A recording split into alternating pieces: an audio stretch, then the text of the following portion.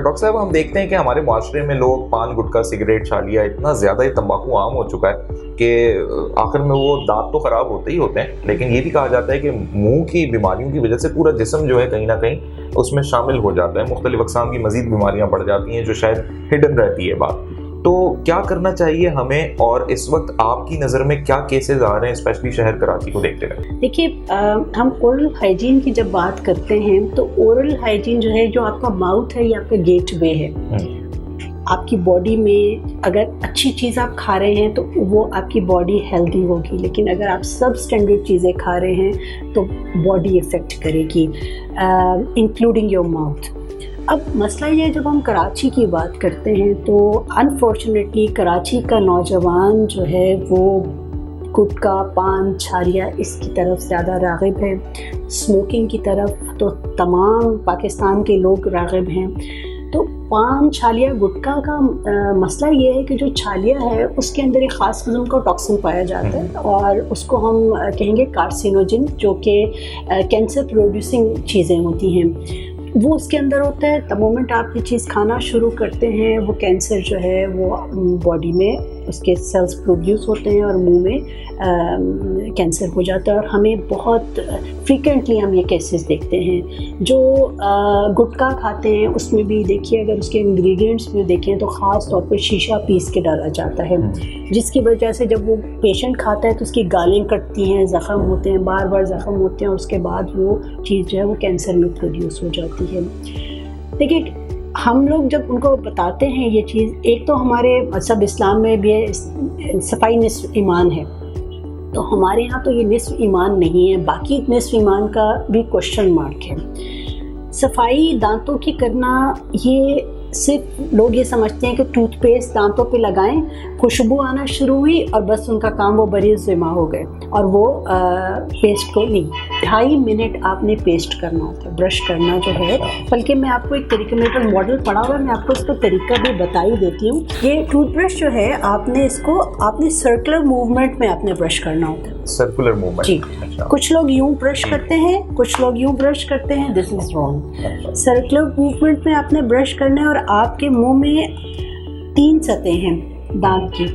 आपने इसको circular movement पे किया, फिर आपने इनर साइड को ब्रश करना है, इनर साइड को यहाँ से अच्छी तरह से ब्रश करना है, इसको ऊपर से यहाँ से इसी तरह से करना है। ब्रश करने के बाद आपने अपनी टंग को ब्रश करना है। हमारे यहाँ 90% लोगों को पता ही नहीं है कि टंग को भी करना चाहिए, क्योंकि प्लाक आपकी टंग पे भी होता है, जिसकी वजह से अक्सर लोग कहते हैं कि हेलिटोसिस की शिकायत करते हैं, जिसको मुंह की बदबू कहते हैं। तो वो आपने करने के बाद 1 मिनट इसको मुंह में रहने दीजिए और उसके बाद आपको ब्रश करना, ठीक है।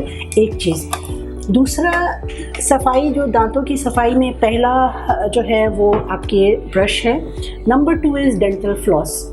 डेंटल फ्लॉस एक दांतों का धागा होता है जो कि दांतों के इंटरप्रॉक्सिमल एरियाज जो होते हैं उसको साफ़ करने के लिए होता है। जो ब्रश होता है ये इस तरह से नहीं जाता है कि दांतों के दरमियान की सतह जो होती है उसको भी साफ़ किया जाए।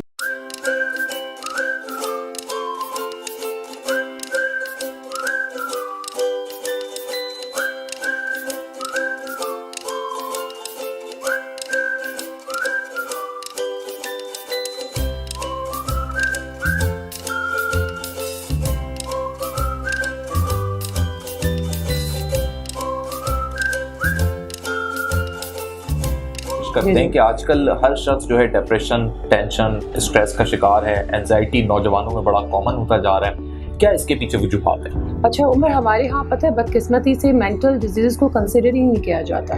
हालांकि हम देखें तो WHO की डेफिनेशन है कि a person is a healthy when he is mentally and physically fit. हम मेंटली को निकाल देते हैं अपनी लाइफ से। हम कहते हैं अगर फिजिकली आप सही हो देन यू आर हेल्दी। हम उसको हेल्दी को सिर्फ मेंटली चीज़ें हम इंक्लूड नहीं करते, जो कि होनी चाहिए। इसी वजह से भाई जो न्यू जनरेशन है कि हम उसको डिजीज़ के तौर पर लेते नहीं, तो स्ट्रेस का भी शिकार है, एनजाइटी भी है, डिप्रेशन भी है उनको आजकल।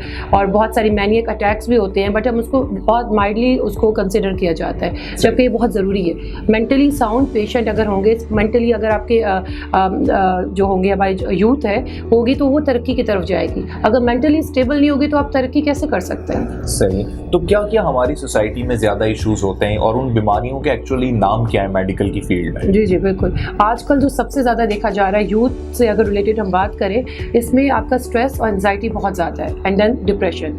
और डिप्रेशन के कुछ ऐसे फेजेस होते हैं जो ग्रेजुअली आपको maniac attack then suicidal attempt की तरफ ले जाते हैं। वो बहुत ज़्यादा मतलब रेयर केस है, बट होते हैं हमारे सराउंडिंग्स में, हम देखा जाता है। अगर आप देखा जाए कि शिज़ोफ्रेनिया एंड बाइपोलर डिसऑर्डर वो बहुत कम केसेस हैं, इतना नहीं होता, 20% आप कह सकते हैं। अदरवाइज वो ट्रीटेबल भी है। हाँ, इरिवर्सिबल नहीं होता कि एक दफ़ा आपने हो गए और आप बिल्कुल सही हो जाएंगे। फॉर द लाइफ लॉन्ग आपको उसके लिए मेडिसिन लेनी पड़ती है। बहुत से लोगों को ये चीज़ डायग्नोज ही नहीं हो पाती, ना वो खुद से कंसर्न करते हैं। Exactly. कैसे पता लगता है, कोई निशानदेही, कोई सिम्टम्स उसके, कि हम ये कह सकें कि इस शख्स को जो है किसी साइकेट्रिस्ट की नीड है?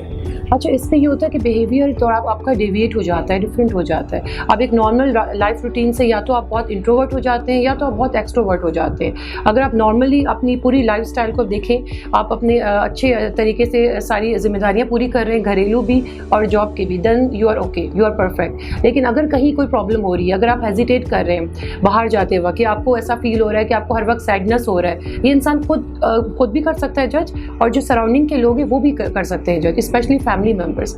मैं ये भी कहना चाहती हूँ उमर के फैमिली मेम्बर्स को एटलीस्ट इसको एज अ डिजीज़ के तौर पे रखना चाहिए।